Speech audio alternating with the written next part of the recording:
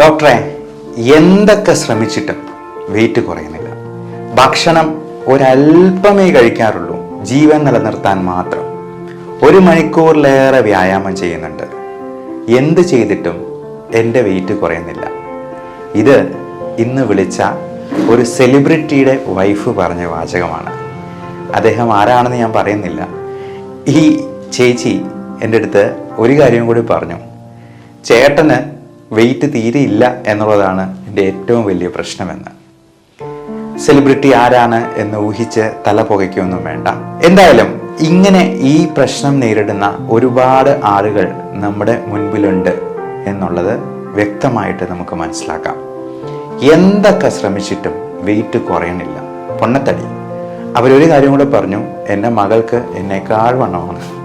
അപ്പോൾ 2 പേർക്കും ഒരു തരത്തിലും വെയിറ്റ് കുറയ്ക്കാൻ പറ്റുന്നില്ല. അതുമൂലം ഉണ്ടാകുന്ന മറ്റാരോഗ്യ പ്രശ്നങ്ങളും കൂടെയുണ്ട്. അപ്പോൾ ഈ വെയിറ്റ് റിഡക്ഷന് നമുക്ക് എന്ത് ചെയ്യാൻ പറ്റും? ഇനി അതിനെന്തെങ്കിലും ട്രീറ്റ്മെൻ്റ് ആയിട്ട് എടുക്കേണ്ടതുണ്ടോ? നമുക്ക് ടാബ്ലറ്റ്സ് ആയിട്ട് എന്തെങ്കിലും ഉണ്ടോ? ഇതിനെക്കുറിച്ചെല്ലാം നമുക്കിന്നൊന്ന് ഡിസ്കസ് ചെയ്യാം.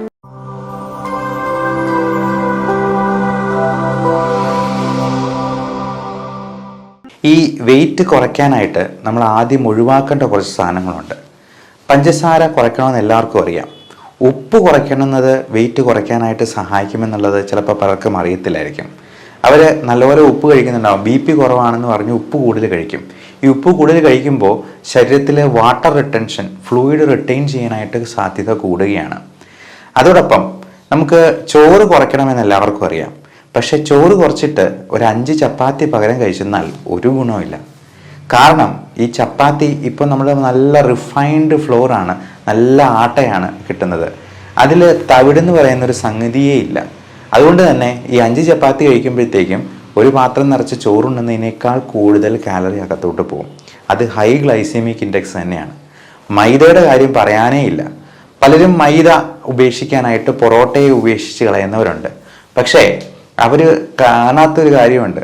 നമ്മൾ കഴിക്കുന്ന ബേക്കറി സാധനങ്ങളായിട്ടുള്ള ബ്രെഡ്, ബണ്ണ്, കുബൂസ്, ബിസ്ക്കറ്റ്, അത് ഷുഗർ ഫ്രീ ബിസ്ക്കറ്റ് ആണെങ്കിൽ പോലും അതിനകത്ത് കുറച്ച് മൈദയാണ് അടങ്ങിയിട്ടുള്ളത് എന്നുള്ളത് മനസ്സിലാക്കുക. ഇത് ഹൈ ഗ്ലൈസെമിക് ഇൻഡെക്സ് ഉള്ളൊരു സംഗതിയാണ്. കഴിഞ്ഞ ദിവസം കാസർഗോഡ് നിന്ന് വിളിച്ചൊരു പേഷ്യൻ്റ് പറയുകയുണ്ടായി, അവരെന്ത് ചെയ്തിട്ടും വണ്ണം കുറയുന്നില്ല. എല്ലാം ഉപേക്ഷിച്ചു, പഞ്ചസാര ഉപേക്ഷിച്ചു, ബേക്കറി സാധനങ്ങൾ ഉപേക്ഷിച്ചു, നല്ലപോലെ വർക്കൗട്ട് ചെയ്യുന്നുണ്ട്, എന്നിട്ടും എൻ്റെ വെയിറ്റ് 100 കിലോയ്ക്ക് മുകളിലുണ്ട് ഡോക്ടറെ. ഞാൻ ചോദിച്ചു, ഇന്ന് രാവിലെ എന്താ കഴിച്ചേ? അവരൊരു മസാല ദോശയാണ് കഴിച്ചതെന്ന് പറഞ്ഞു. മസാല ദോശ എന്ന് പറയുന്ന സാധനത്തിൽ അടങ്ങിയിരിക്കുന്നത് എന്തൊക്കെയാണെന്ന് നമുക്കൊന്ന് നോക്കാം. ഈ പൊട്ടറ്റോ, അതായത് കിഴങ്ങ് വർഗത്തിൽപ്പെടുന്ന എന്തും അത് മണ്ണിനടിയിൽ വളരുന്നതാണ്. കപ്പ, ചേന, ചേമ്പ്, ഇത് മൊത്തം സ്റ്റാർച്ചാണ്. 100% സ്റ്റാർച്ചും കാർബോഹൈഡ്രേറ്റുമാണ്.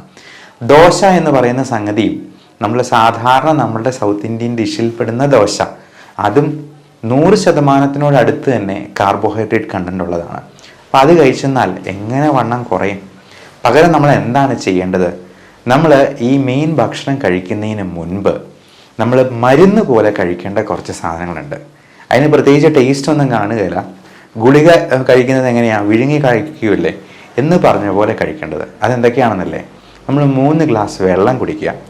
അതോടൊപ്പം ഒരു സാലഡ്, അതിന് വേണമെങ്കിൽ ഒരു കുക്കുംബർ ഉപയോഗിക്കാം, അല്ലെങ്കിൽ ഒരു ക്യാരറ്റോ, അല്ലെങ്കിൽ ബീട്രൂട്ടോ, അതുമല്ലെന്നുണ്ടെങ്കിൽ ക്യാബേജോ, അതുമല്ലെന്നുണ്ടെങ്കിൽ പേരയ്ക്ക പോലെ അധികം മധുരമില്ലാത്ത പഴങ്ങളോ ഒക്കെ ഉപയോഗിക്കാം.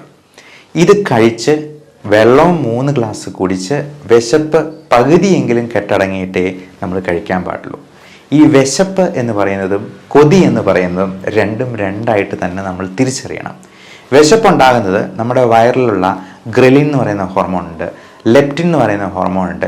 ഇതിൻ്റെയൊക്കെ വേർതിരിവുകൾ കൊണ്ട്, ഏറ്റക്കുറച്ചിലുകൾ കൊണ്ടൊക്കെയാണ് നമ്മുടെ ഹൈപ്പോതലാമസിനെയാണ് ഈ വിശപ്പ് നമ്മളെ ബാധിക്കുന്നത്. ഹൈപ്പോതലാമസിൽ നിന്നാണ് ഈ ഹങ്കർ സിഗ്നൽസ് പോകുന്നത്.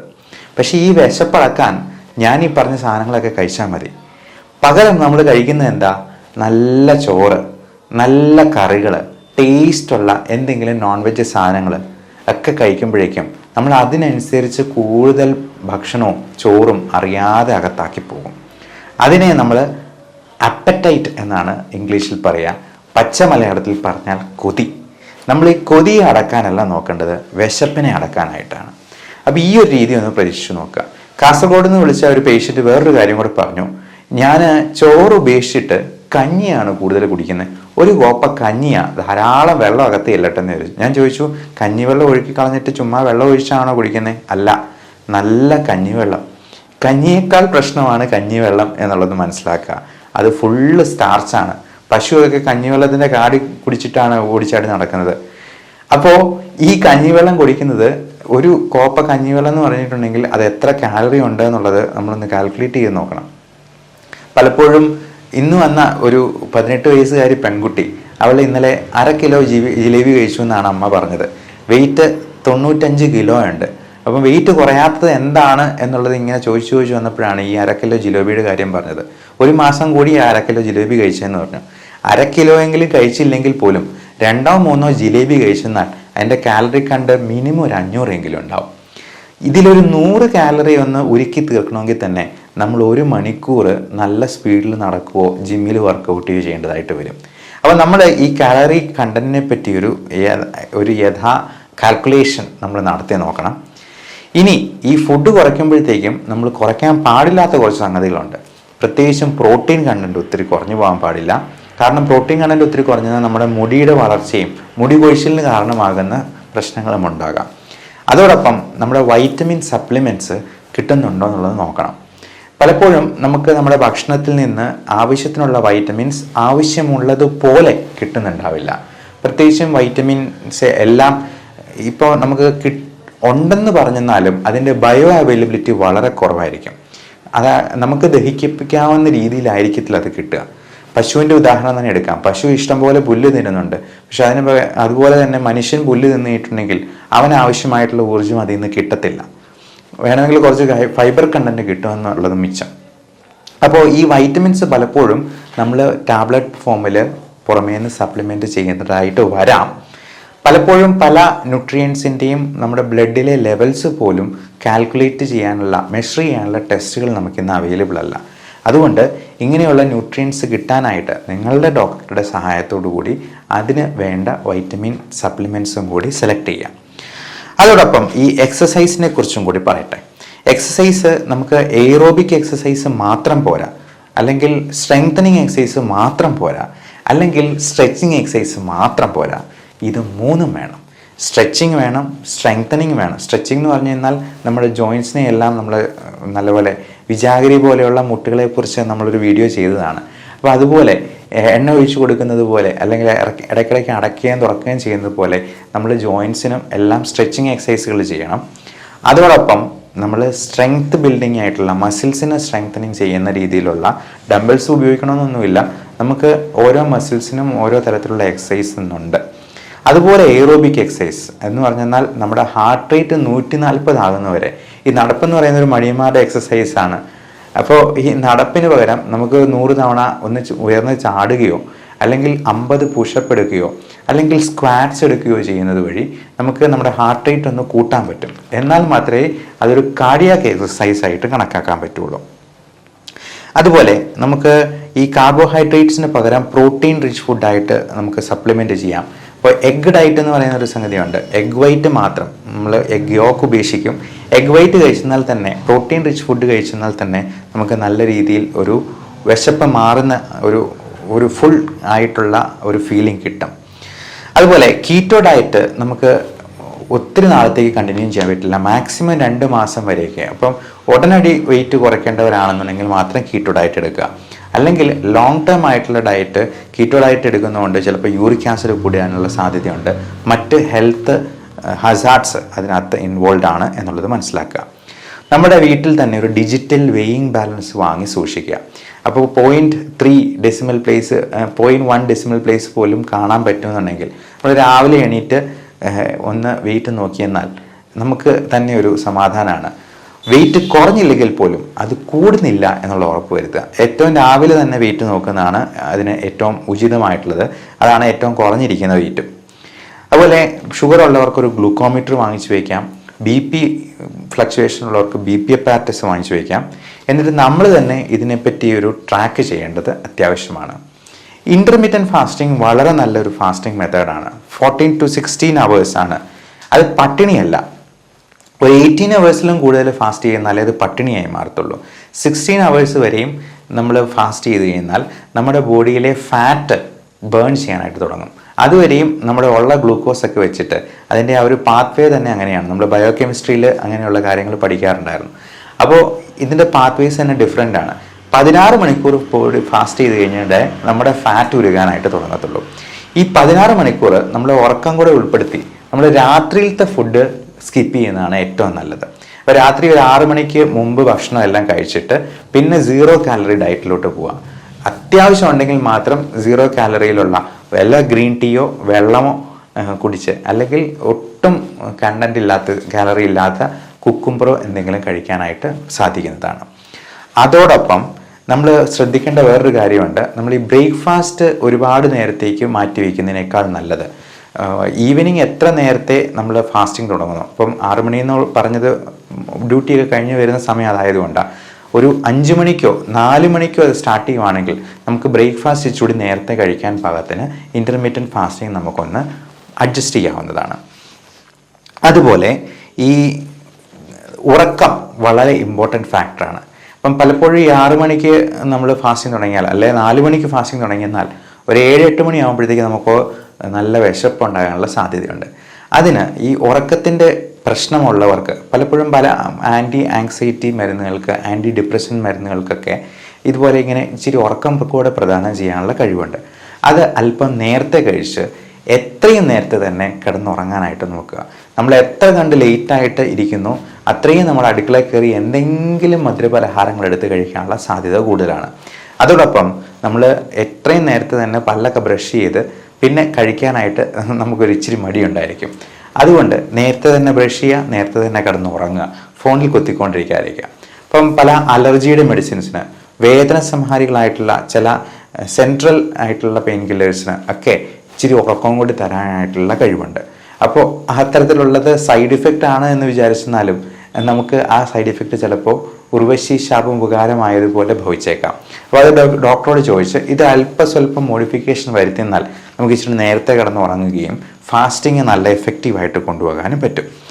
ഇനി ഇതിനൊക്കെ പുറമെ നമുക്ക് ഇത് ഫാറ്റ് കുറയ്ക്കാനായിട്ട്, ഫാറ്റ് ബേൺ ചെയ്യാനായിട്ട് ഉതകുന്ന രീതിയിലുള്ള പുതിയ തരത്തിലുള്ള മരുന്നുകളുണ്ട്.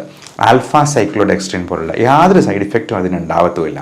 അത് നമ്മൾ ഭക്ഷണത്തിന് മുൻപ് കഴിക്കേണ്ട ഗുളികയാണ്. അത് കഴിച്ച് കഴിഞ്ഞിട്ടുണ്ടെങ്കിൽ നല്ല ഫുള്ളായിട്ടുള്ളൊരു ഫീലിംഗ് ഉണ്ടാവും. അപ്പോൾ പലപ്പോഴും ഈ ഹെൽത്ത് സപ്ലിമെൻറ്റ് ഡ്രിങ്ക്സ് ഉണ്ട് വെയിറ്റ് കുറയ്ക്കാനായിട്ടുള്ള, അതൊക്കെ ഉപയോഗിക്കുന്ന ടെക്നിക്ക് ഇതാണ്. അപ്പോൾ ആ പ്രോട്ടീൻ റിച്ച് ആയിട്ടുള്ള വൈറ്റമിൻസ് ഒക്കെ ഉള്ള ഡ്രിങ്ക് ആയിരിക്കും അത് കൊടുക്കുന്നത്. അപ്പോൾ അത് കൊടുത്തിട്ട് നല്ലപോലെ വെള്ളം കൂടെ കുടിക്കുമ്പോഴത്തേക്കും വയറ് അതുകൊണ്ട് തന്നെ ഫില്ലാവും. മിക്കവാറും ഡിന്നർ സ്കിപ്പ് ചെയ്തിട്ട് ഇത് കുടിക്കാനായിരിക്കും പറയുക, അല്ലെങ്കിൽ 2 നേരത്തെ ഭക്ഷണം സ്കിപ്പ് ചെയ്യാനായിട്ട് പറയാം. അതുപോലെ കൺട്രോൾഡ് സ്ട്രെസ് എന്നാണ് നമ്മൾ ഈ എക്സസൈസിനെ പറയാം. എക്സസൈസ് എന്ന് പറയുന്നത് നമ്മുടെ ഒരു ചെറിയ രീതിയിലുള്ള സ്ട്രെസ്സ് നമ്മുടെ ബോഡിക്ക് കൊടുക്കുകയാണ്. ഈ കൺട്രോൾഡ് സ്ട്രെസ്സ് നമുക്ക് ആവശ്യമാണ്. നമ്മുടെ ജോലി തന്നെയും ഒരു എക്സസൈസ് ആയിട്ട്, അതൊരു കൺട്രോൾഡ് സ്ട്രെസ് ആയിട്ട് എടുക്കാം. എത്രത്തോളം സംതൃപ്തിയോടെ ജോലി ചെയ്യുന്നോ അത്രയും സന്തോഷം നമുക്ക് ഉണ്ടാവുകയാണ്. അത് തന്നെ നമ്മുടെ വെയിറ്റിനെയും മാനസിക ശാരീരിക ആരോഗ്യത്തെയും ബാധിക്കുന്ന അല്ലെങ്കിൽ ഹെൽപ്പ് ചെയ്യുന്ന കാര്യങ്ങളാണ്.